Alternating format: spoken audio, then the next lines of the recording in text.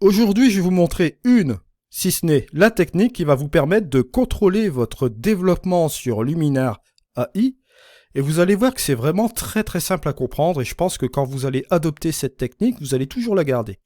Alors vous êtes prêts? C'est parti. Alors cette fois-ci, j'ai sélectionné cette photo-ci que nous allons post-traiter assez rapidement. Bon, vous voyez que j'ai un petit trou là, ici, au niveau des hautes lumières. Il va falloir combler cela, bien sûr. J'ai au moins 2 stops d'écart ici. Alors ce que je vais faire, je vais directement ici jouer un peu sur l'exposition, pourquoi pas. Allez, je vais mettre un stop de plus, on va dire. Voilà. À peu près un stop, voilà. Une fois que j'ai fait cela, je vais utiliser mon accent. On va le mettre peut-être à 56, voilà, juste comme ceci. Je vais utiliser la composition. Et hop, je vais redresser un peu mes verticales ici. Voilà. J'appuie sur Entrée tout simplement. Voilà, on obtient ce résultat-là, c'est sympa. Je vais mettre un petit peu de structure. Voilà, juste comme ceci. Bon, on va peut-être y aller à 43. Voilà, juste comme ça. On obtient ce résultat qui est assez sympa. Après, dans l'outil lumière, je vais peut-être un peu réchauffer ma balance des blancs, comme ceci. Bon, apporter un peu de magenta, comme ça peut être sympa pour faire ressortir cette petite lueur ici. Puis bon, là, allez, on peut facilement baisser encore les hautes lumières et dégager un petit peu les ombres pour accentuer un peu l'accent.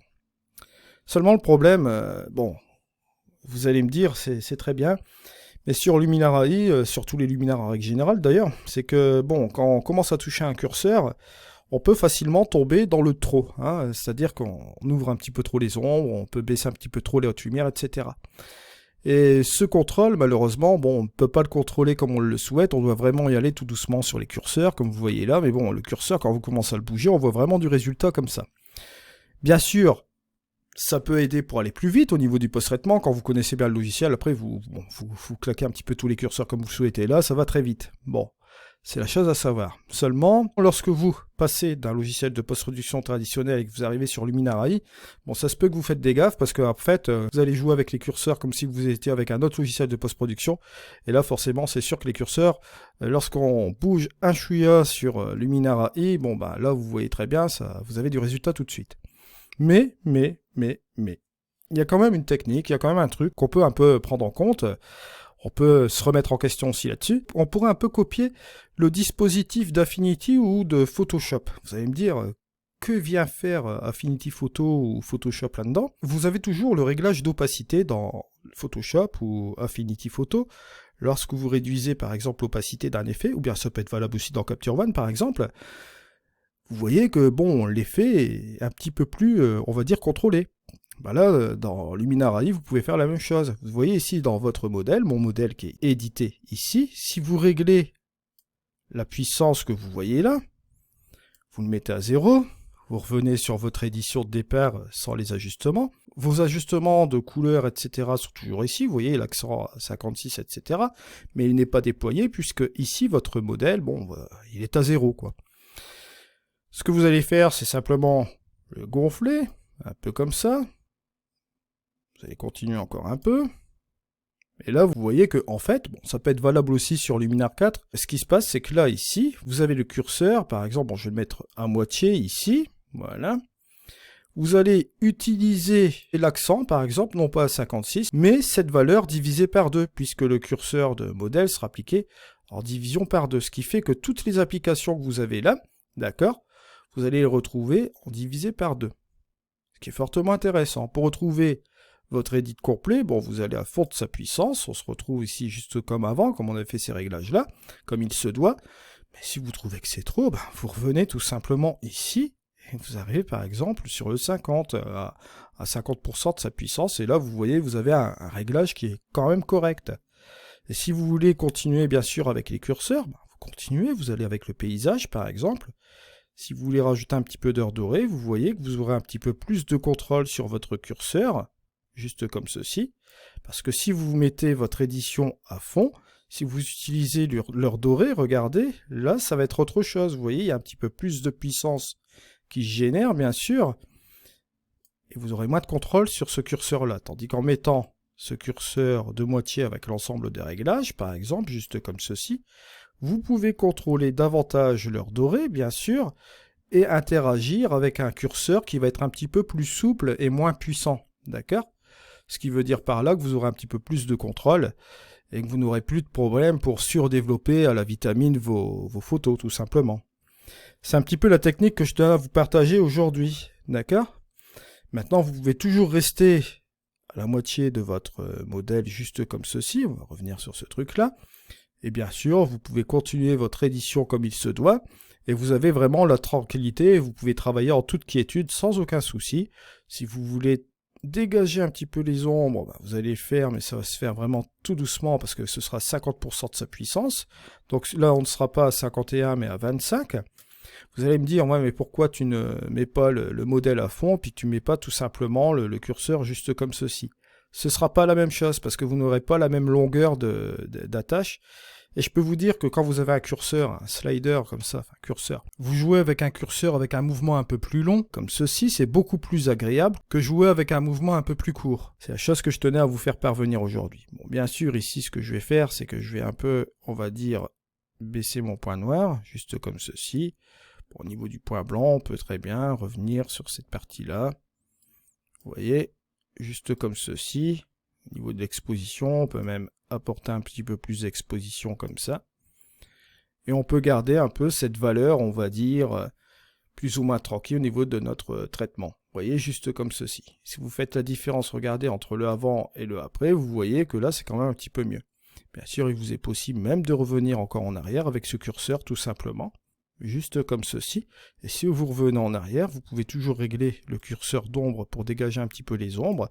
Mais là, comme on est revenu en arrière ici, on pourra un petit peu contrôler davantage cette chose-là. Et là, forcément, on ne partira pas dans les excès. J'ai beaucoup de retours. Bon, il y a des gens qui me disent aussi, ouais, mais il faut faire attention avec les curseurs, avec Luminar, parce que dès qu'on pousse un petit peu sur Luminar, on arrive à des caricatures, etc. Bon, c'est vrai, on peut pousser vraiment à fond les curseurs, mais là, on va avoir des bêtises comme ça, on va avoir des halos lumineux, des trucs, des bords marqués, enfin, tout ce que vous voulez. Mais là, ici, grâce à cette chose-là, bien sûr, on est quand même moins embêté, puisque là, vous avez un contrôle complet sur vos curseurs grâce à celui-ci. Vous regardez, par exemple, la structure. Si vous voulez monter la structure, vous voyez que là, vous allez monter la structure, mais de manière raisonnable. Par contre, si vous remontez, par exemple, ce curseur-ci, bon là, vous voyez que là, c'est autre chose. Tandis que là, vous pouvez le baisser et jouer encore un petit peu plus avec ce curseur. Ça marchera beaucoup mieux. D'accord? Donc voilà un petit peu le procédé que je pourrais vous donner aujourd'hui avec cette photo-là. Bon, si vous faites la différence ici entre le avant et le après, vous voyez qu'on est sur quelque chose de pas trop mal. On arrive un petit peu sur ce résultat-là. Même au niveau des détails, bon, il vous est possible de rajouter un petit peu de détail sur l'image. Vous voyez, bon, vous rajoutez du détail fin, détail moyen et du détail grossier. Pourquoi pas. Vous pouvez même accentuer ici en étant plus net. Petit truc, hein, si vous voulez voir comment on interagit avec l'outil détail, vous pouvez tout simplement aller avec l'outil lumière. Vous allez directement dans la courbe ici. Vous inversez la courbe tout simplement. Voilà. Juste comme ceci. Pour avoir un effet comme celui-ci. Vous voyez ? Et là, lorsque vous allez interagir sur l'outil détail, vous voyez à peu près ce que vous pouvez faire avec bon, les détails moyens.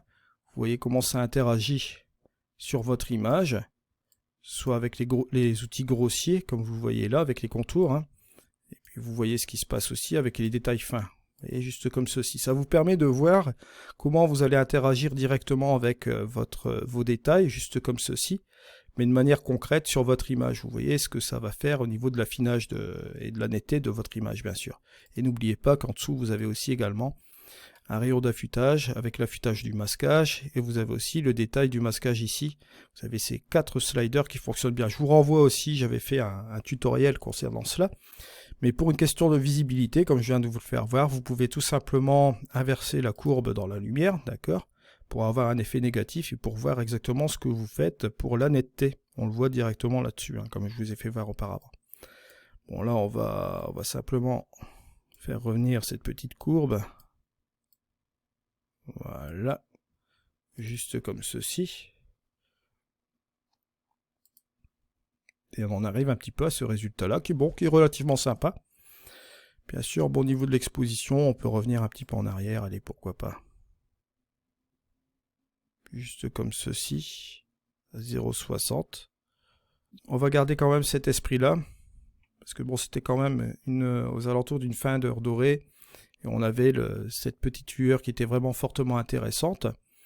Et bien sûr, on peut même revenir avec la couleur, hein, comme vous le savez très bien. Vous revenez un peu sur la saturation, un peu en arrière, juste comme ceci, vous voyez. On obtient ce résultat qui est pas trop mal. On peut même aller sur la fin ici, sur l'harmonie des couleurs. Vous allez mettre un petit peu d'éclat. Voilà, juste comme ceci. Tiens, ce résultat qui est vraiment pas trop mal. Et à la fin, bon, vous rajoutez une petite vignette. Avec pourquoi pas ce bâtiment qui est là.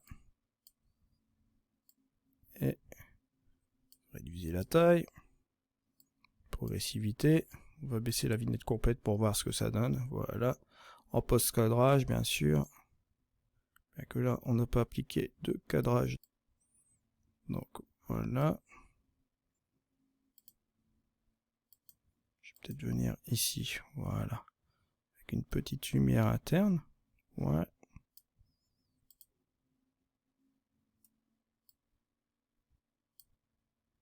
Voilà.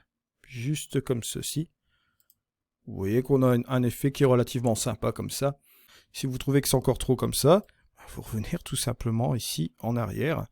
Et vous pouvez revenir aussi dans l'outil lumière tout simplement et dégager un petit peu plus simplement les ombres que vous voyez là. Ou bien prendre un ajustement local. Enfin bref, vous voyez un petit peu toutes ces choses-là. Bien sûr, comme vous voyez ici au niveau de l'histogramme, il y avait encore de la marge ici. C'est un peu normal ces pertes de luminosité que vous voyez là. On était sur une espèce de fin d'heure dorée. Vous voyez, juste comme ça, avec une lueur assez sympa ici. Il est normal que l'information au niveau des hautes lumières ici soit relativement un petit peu plus sombre. Et là, on ne va pas déboucher complètement, sinon ça va un petit peu, on va dire, rendre la photo un peu HDR, et ça ne va pas le faire non plus.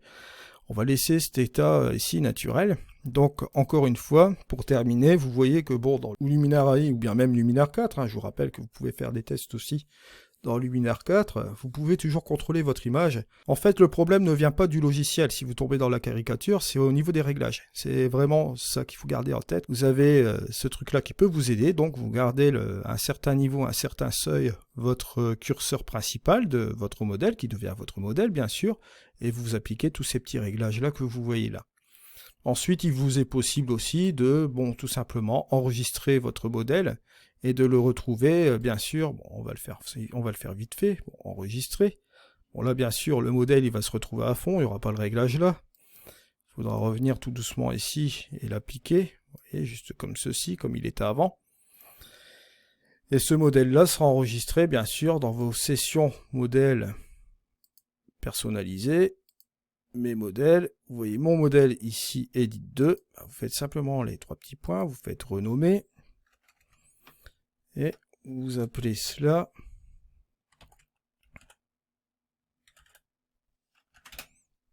modèle